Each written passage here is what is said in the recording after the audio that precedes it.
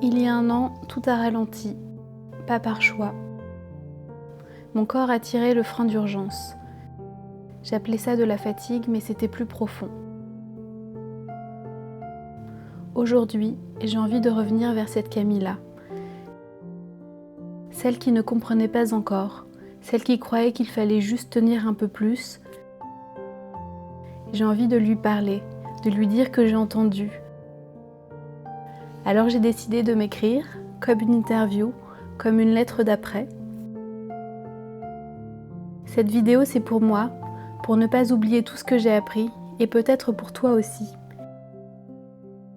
Si tu traverses une période floue, si ton corps ou ton mental crie, sache que tu n'es pas seul. Tu n'as pas à prouver ta valeur en t'épuisant.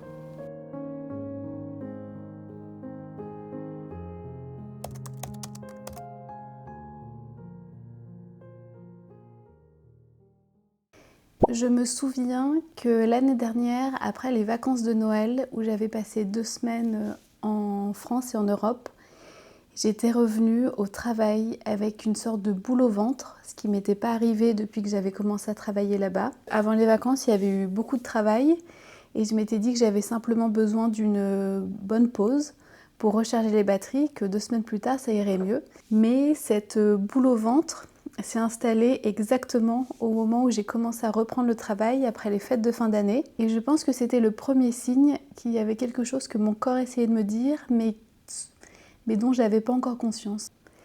À ce moment-là, je ne me disais pas que c'était plus profond. Je pensais simplement que c'était de la fatigue.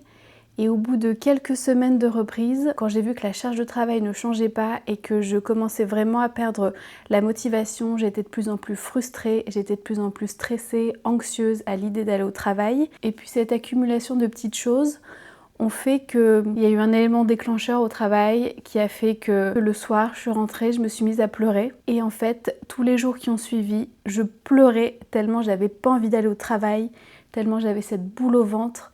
Et je sentais qu'il y avait un blocage. Donc au bout de plusieurs jours, je me suis rendu compte que c'était pas normal. Parce que ça m'arrive parfois quand il y a un trop-plein de pleurer, ça me permet de vider mes émotions et ensuite je me sens mieux. Mais cette fois-ci, quand ça a duré plus de 3 jours, je me suis dit il y a peut-être quelque chose qui se passe là, c'est pas tout à fait normal. Et oui, il y avait une date d'échéance pour un gros projet au travail. Et je me disais, mais Camille, tiens jusqu'au printemps. Et puis ça va aller, prends sur toi, pleure un bon coup, et puis tu te remets dans le bain, et tu vas réussir à avancer. Donc tiens, encore 6 mois, tu peux pas laisser tomber le projet en cours. Donc c'est juste un moment passager, et puis ça va passer. En tout cas, c'est ce que je me disais. Eh bien, pas vraiment. C'est drôle comme des mois plus tard, ça fait même plus d'1 année que tout ça s'est passé, mais que d'en reparler, ça me procure toujours de l'émotion et ça me remet dans ces sensations désagréables que j'ai pu ressentir à l'époque. Mais c'est quand même important d'en parler, donc je me fais force pour vous livrer le témoignage le plus sincère et le plus authentique possible. Mais c'est pas évident de retomber dans ces souvenirs et dans cette période qui a quand même été douloureuse. Non, je ne m'autorisais pas à dire que ça n'allait pas bien, j'avais tendance à beaucoup minimiser. C'est d'ailleurs ce que ma psychologue m'a dit à la première séance qu'on a eue. Parce que je pense aussi que ça fait partie de mon éducation, mais j'ai toujours été l'enfant sage. J'ai jamais posé de soucis à l'école, j'ai eu un cursus tout à fait normal, j'ai fait mes études supérieures, j'ai obtenu des bons diplômes, etc. Et puis quand ça allait pas, c'était Camille, prends sur toi, c'est la vie, on fait pas toujours des choses qui nous font plaisir, donc avance. Et finalement, j'ai été une enfant trop sage. Et c'est aussi une autre chose que ma psychologue m'avait dit, c'était Camille, après toutes ces années, en fait, tu ne t'es jamais vraiment écoutée. Tu as toujours été un enfant sage, un enfant qui écoute les règles, qui suit les règles, mais qui finalement n'a pas eu l'occasion d'exprimer pleinement sa personnalité et d'écouter sa voix intérieure. Eh ben non, je ne me parlais pas gentiment, et ça je m'en suis rendu compte après coup. Je le suis encore, même si ça va mieux parce que j'en ai davantage conscience, mais j'étais très dure avec moi-même. La manière dont je me parlais, c'était « Camille, il faut que tu fasses ça, fais mieux, ça tu l'as fait, mais tu peux encore mieux faire. » Et c'était sans cesse des « Camille, il faut. » Et pas « Camille, de quoi as-tu besoin ?» écoute-toi, exprime-toi et puis dis-moi ce que tu ressens. À ce moment-là, j'étais plutôt déconnectée de mes émotions et j'étais pas très douce avec cette Camille-là. Je lui en demandais beaucoup. Quand elle osait un tout petit peu exprimer ce qu'elle ressentait, le fait qu'elle sentait qu'elle était en train de s'essouffler, je lui disais non, continue, tais-toi et avance. Et encore une fois, je pense que ça c'est quand même assez lié à mon éducation, même si je lance pas du tout la pierre à mes parents, ils ont fait du mieux qu'ils pouvaient et puis c'était aussi une époque très différente dans les années 90 où la santé mentale et puis l'écoute des besoins des enfants n'était pas entendue de la même manière et n'était pas abordée de la même manière. On m'a toujours dit qu'il fallait aller jusqu'au bout des choses, peu importe comment on pouvait se sentir. Quand on démarrait quelque chose, on allait jusqu'au bout et on ne lâchait pas, on n'abandonnait pas. Et ça, ce côté perfectionniste et cette exigence, elle a été profondément ancrée en moi. Et pendant le burn-out, j'ai appris justement à déconstruire tout ça. Et ça a été un long chemin.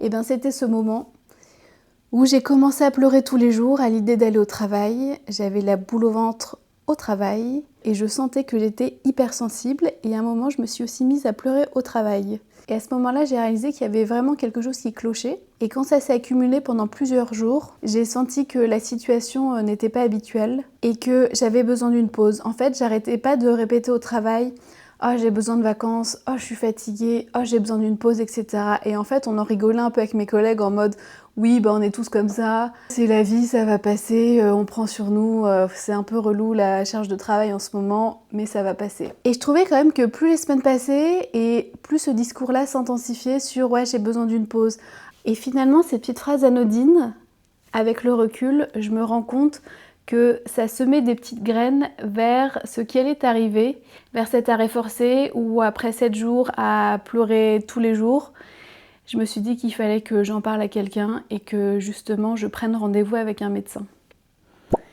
Et ben mon pauvre petit corps, il allait pas très bien à ce moment-là. Il criait sans doute de l'intérieur, j'avais mal au dos, j'avais des courbatures, j'avais des tensions constantes au niveau des cervicales et le haut du dos. J'avais une boule au ventre, mais tout ça, encore une fois, je me disais que ça allait passer. Et ce que je faisais à ce moment-là, même pour faire taire tous ces signaux, c'est que je compensais avec le sport. Donc, tous les soirs, après le travail, j'allais à la boxe, où pendant 45 minutes, je me défoulais comme une folle sur le punching ball, à enchaîner les exercices de cardio, etc., où à la fin, j'étais vidée. Et en fait, ces 45 minutes, c'était le seul moment de la journée où je ne sentais pas les douleurs que mon corps pouvait m'envoyer et les signaux qu'il essayait justement de m'envoyer. Et c'est seulement en démarrant une thérapie avec ma psychologue qu'elle m'a dit qu'en fait je compensais avec le sport. Elle m'a demandé si je faisais du sport pour me sentir bien ou si je faisais du sport pour me défouler. Et je ne m'étais pas posé la question, clairement c'était pour me défouler à chaque fois après ma journée de travail. Et c'était vraiment un exutoire. Et on pourrait se dire que c'est pas grave, le sport c'est sain. Mais à ce moment-là, c'était vraiment tous les jours et c'était clairement excessif parce qu'en plus, je suis pas une grande sportive de base, donc ça me ressemblait pas d'aller au sport tous les jours. Oui, clairement, ça a mis un petit peu de temps parce que le mot burn-out, on commençait à le voir un peu partout et puis j'avais l'impression que ça arrivait surtout aux autres, mais que ça pouvait pas m'arriver. Je me disais que j'étais plus intelligente que les autres et que sans doute, si un jour ça devait arriver, il y aurait des signaux que je les verrais, que je m'arrêterais avant que ça n'arrive. Évidemment, je me suis plantée. Et quand j'ai vu le médecin, il m'a dit « Mademoiselle, vous faites un burn-out, ça va être long, ça va prendre du temps. » Et je me suis dit « Bon, allez, encore un diagnostic un peu bateau où on met burn-out parce qu'on sait jamais vraiment trop quoi mettre là-dessous. Donc, elle est fatiguée, on va dire que c'est un burn-out. » Et j'étais en train de pleurer pendant toute la consultation. Et encore une fois, je me disais que c'était simplement de la fatigue et le fait qu'il allait me prescrire un arrêt de travail pour faire une pause de 15 jours, ça allait me soulager. Et j'en ai aussi profité pour recontacter ma psychologue. Elle m'a dit « Camille, c'est clairement un burn-out, c'est pas à prendre à la légère. » Et elle m'a dit exactement la même chose que le médecin.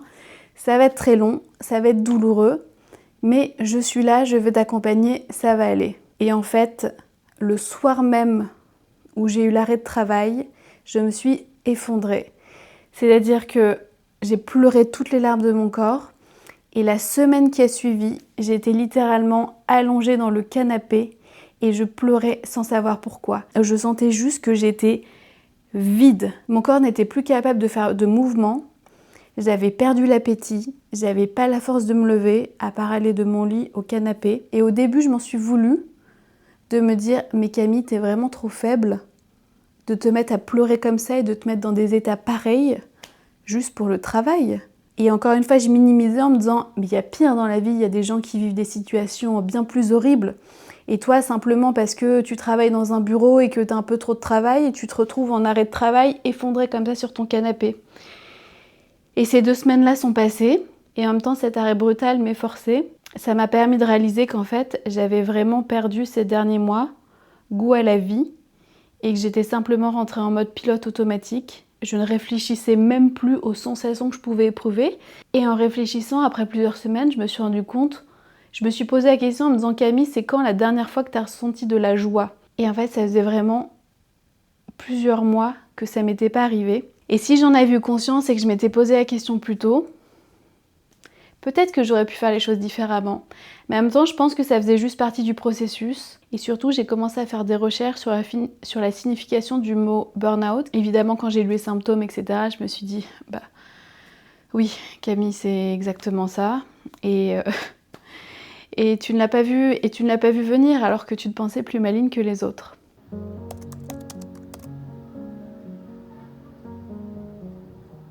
Et j'ai toujours été très ouverte au fait de demander de l'aide d'un professionnel. Mes parents m'ont toujours dit « Camille, on est tes parents, on sera toujours là pour toi, mais on n'est pas les médecins ni les psychologues de nos enfants. Donc si tu as besoin d'aller chercher de l'aide à l'extérieur, on est tout à fait ouvert. » Et depuis que je suis enfant, j'ai vu des psychologues à des moments différents de ma vie et puis ça m'a aidée. Et quand j'ai senti que ça allait pas, je savais que la première étape, c'était de demander un arrêt de travail. Donc je me suis débrouillée pour trouver un médecin le plus rapidement possible. Ce qui n'est clairement pas évident au Québec quand on n'a pas de médecin de famille.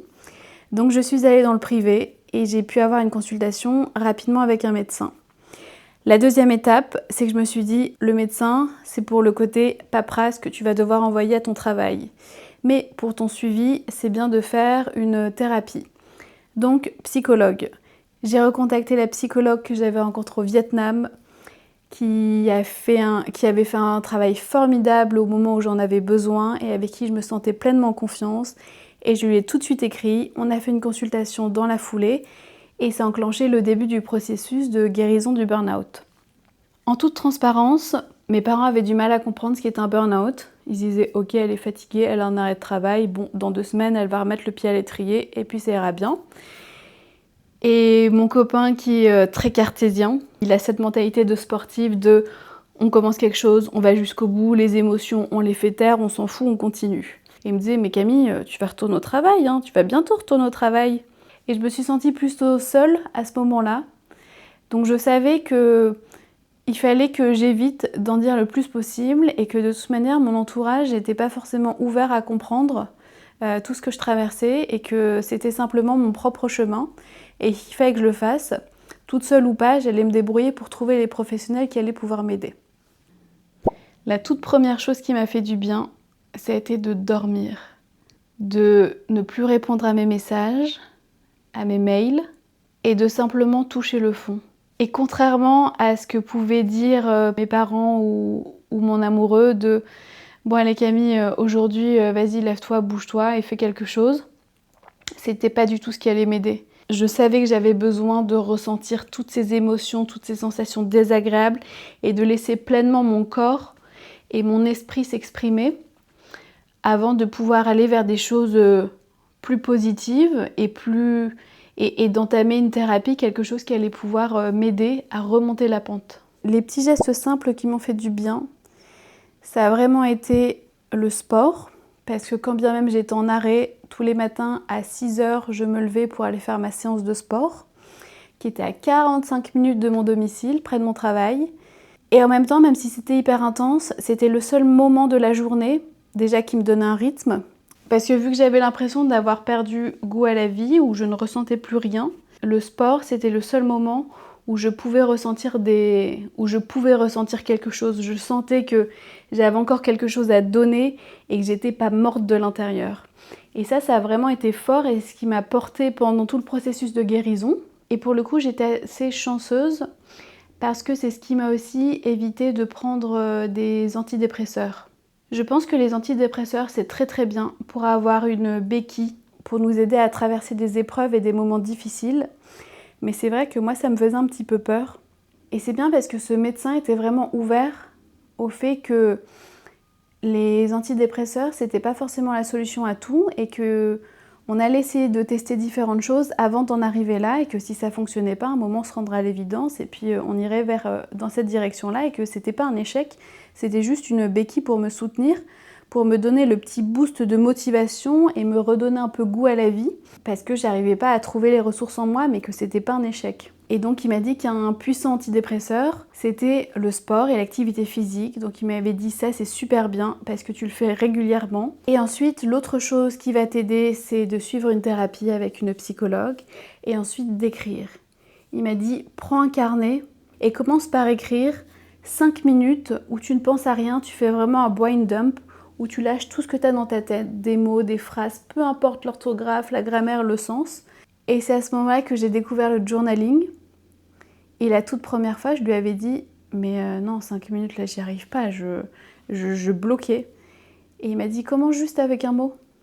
Et j'ai commencé avec des verbes d'action que je mettais comme ça dans mon carnet sans vraiment penser.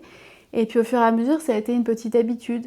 Je notais comment je me sentais le matin, je notais une chose qui m'avait rendue heureuse ou quelque chose que j'avais observé. Et sport, thérapie, plus journaling, écriture, c'est vraiment ce qui m'a beaucoup aidée, en plus des exercices de respiration. À ce moment-là, c'était surtout sport, thérapie, écriture qui m'ont aidée. J'ai pas écouté de podcast parce que je voulais pas forcément écouter l'expérience d'autres personnes qui étaient passées par là. Et j'avais pas envie de me comparer aux autres, de me dire « Ah, t'as vu, elle a mis 4 mois pour s'en remettre. Oh, elle a mis 2 ans.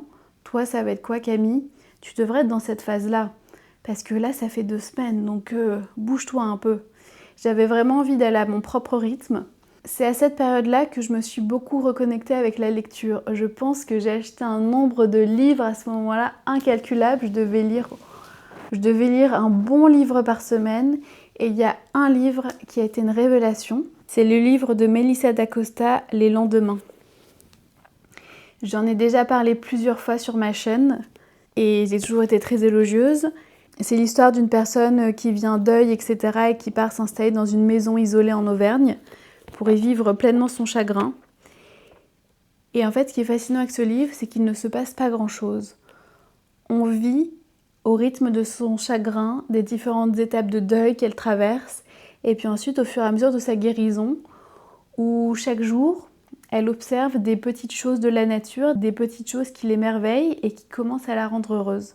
Et c'est vraiment ce livre qui m'a accompagnée et qui m'a ouvert les yeux sur se raccrocher une fois par jour à quelque chose qu'on a pu observer, qu'on a trouvé beau.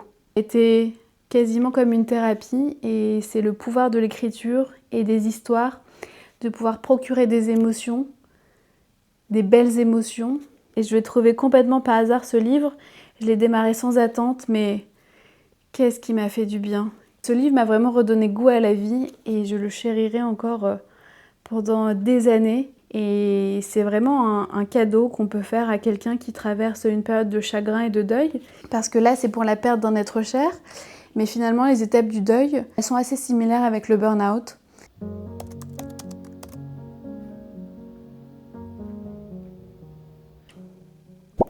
Eh bien, je vis plus lentement, d'où cette chaîne et le compte Instagram que j'ai sur le slow living, de ralentir.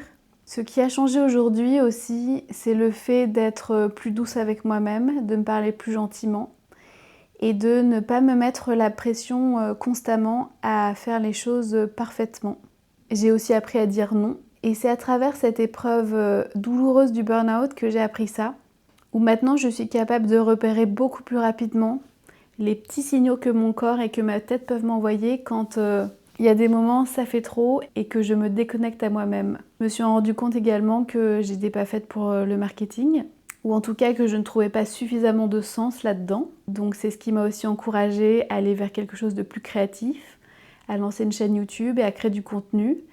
Ça faisait très longtemps que je ne m'étais pas connectée à cet enfant intérieur qui, quand elle était plus petite, avait plein de carnets et des magazines où elle découpait plein de petites images et elle les collait, elle faisait des petits mood boards. Et de filmer et de monter des vidéos, ça m'a reconnectée à ça et ça m'a fait énormément de bien. Et c'est quelque chose que j'ai envie de continuer. Je pense qu'on ne guérit jamais totalement du burn-out, on reste dans un état de vigilance qui est raisonnable, évidemment, mais en tout cas dans un état de vigilance par rapport à soi et ce qu'on peut ressentir. Le burn-out, ça m'a fait énormément perdre confiance en moi. L'estime de soi était beaucoup touchée, où il y a un moment où on culpabilise énormément, on se remet en question et puis on se dit qu'on a raté quelque chose pour se retrouver dans cet état-là. Mais après, c'est un long cheminement pour reconstruire jour après jour cette estime de soi et cette confiance en soi. Mais grâce à la thérapie et à tous ces petits gestes qui m'ont aidée pendant tout ce processus, ça m'a permis finalement de reconstruire ma confiance en moi et surtout de me rendre compte que j'avais pas besoin de prouver ma valeur aux autres. Je suis convaincue que c'est vraiment une grande force. C'est douloureux de passer à travers ce processus, mais mon Dieu, qu'est-ce qu'on en sort grandi. Oui, je pense qu'il y aura toujours des traces du burn-out, mais je pense que c'est des traces positives, parce que le corps et l'esprit n'oublient pas ce qu'ils ont traversé. Et donc, quand une situation déclenche de nouveau ces petites sensations, tout de suite, il se met en état d'alerte et il envoie des signaux en disant « Camille, fais attention ». Là, ça ressemble à quelque chose que tu as déjà vécu, vite, vite, vite. Déconnecte-toi de cette situation et puis retourne à ce qui te fait du bien. Je lui dirai sûrement, tu n'as rien fait, ce n'est pas de ta faute et tu n'es pas seule. Tu as le droit de poser les armes, de demander de l'aide et d'avoir besoin d'une pause. Tu n'as rien à prouver à qui que ce soit. Et aussi que tu as le droit d'être sensible, d'être fatiguée et d'en avoir marre. Et que tu as le droit d'être humaine. Et en tout cas, n'hésite pas à aller chercher de l'aide auprès des professionnels qui peuvent t'accompagner à diagnostiquer ce qui se passe en ce moment dans ta vie, à t'accompagner du mieux qu'ils peuvent, mais surtout ne reste pas seule dans ton coin. Si tu sens que tu ne peux pas en parler à tes proches, c'est pas grave. Tu n'as pas besoin de te justifier de ce que tu ressens, de ce que tu traverses, mais en tout cas, tu sais qu'il y a des professionnels qui existent et qui sont formés pour accompagner sur toutes ces problématiques.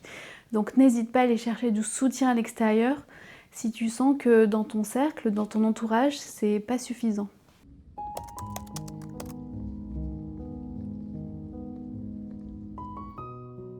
Cher moi, il y a un an, tu t'effondrais, silencieusement. Tu souriais encore, tu disais ça va, mais à l'intérieur tout criait. Trop de fatigue, trop d'attente, trop de pression. Et plus assez d'espace pour toi. Tu as cru que tu étais faible, tu t'es demandé pourquoi tu n'y arrivais plus. Tu t'es senti coupable, perdu, en décalage avec les autres.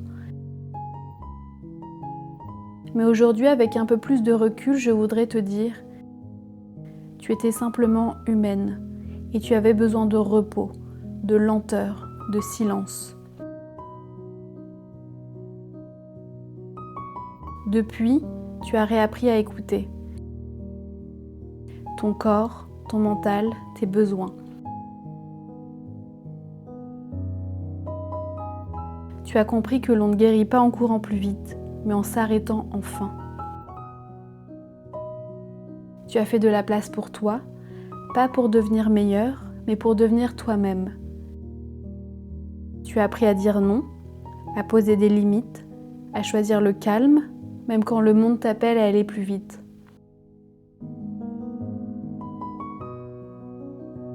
Il y a encore des doutes, parfois des peurs de retomber, des matins plus gris que d'autres, mais tu sais maintenant que tu peux t'écouter avant de t'épuiser.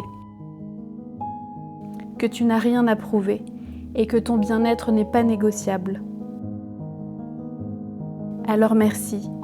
Merci à toi d'avoir tenu bon, d'avoir eu le courage de tout remettre en question, de t'être choisi.